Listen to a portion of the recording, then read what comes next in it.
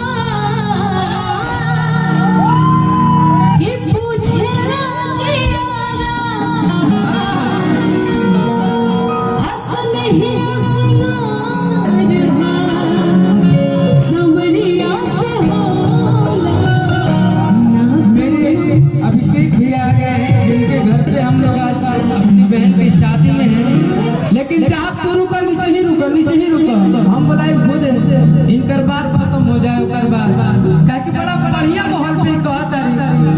एक मिनट आप सुदर्शन भैया से मिले, आप मिल लीजिए, आप कहिए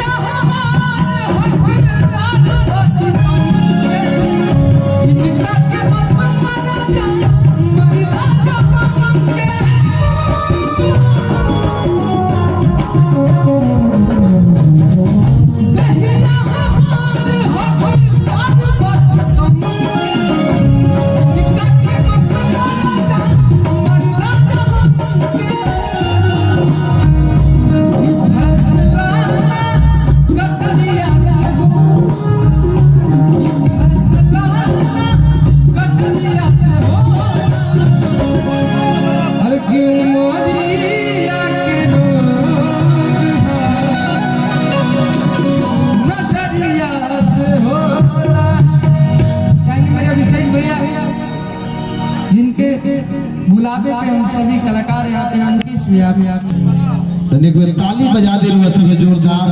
अपना बड़ा सम्मान अपने आकोपुर के धरती पर बुला करके कलाकारों को देने का जो काम किए, दिल से साधुवाद।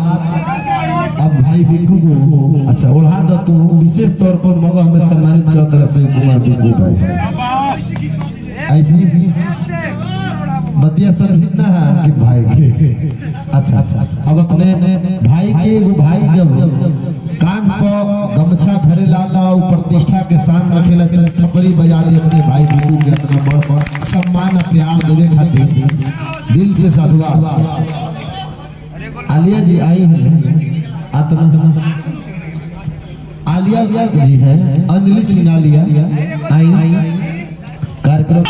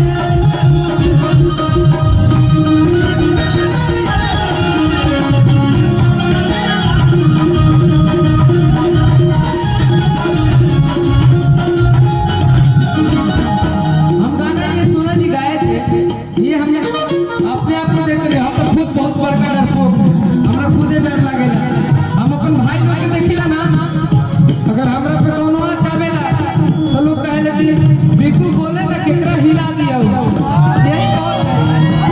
तो इसलिए कहते हैं ना कि भाई रंगदार हमर नामी रे। ये गाना गायक तो हम थे, लेकिन गायक किसके लिए? तो जो हमको मानते हैं, जिनको हम जानते हैं, तब कहते हैं कि भाई रंगदार हमर नामी रे। और कि नेता या विधायक फूके सलामी रे।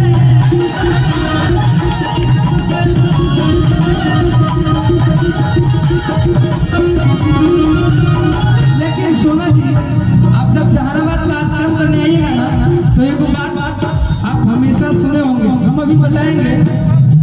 लेकिन हम ये कह रहे हैं कि भाई जो मेरा है ना, रंगदार हमें नामी ले, नेता विधायक ठोके सलामी ले। और कि पूरा बीती जीवन तोरा साथ में। अच्छा, विरासत किसको कहते हैं? बाप दादा चाचा भाई, हमार भाई विरासत में मिलल बा। हमरा से जे भी बड़वा भाई हमरा के मानेला, तो हम तो सीने तोड़ा करके कहीं रहबे न करे, माने वाला बा। इसलिए अरे कि रंगदारी मिला मेरा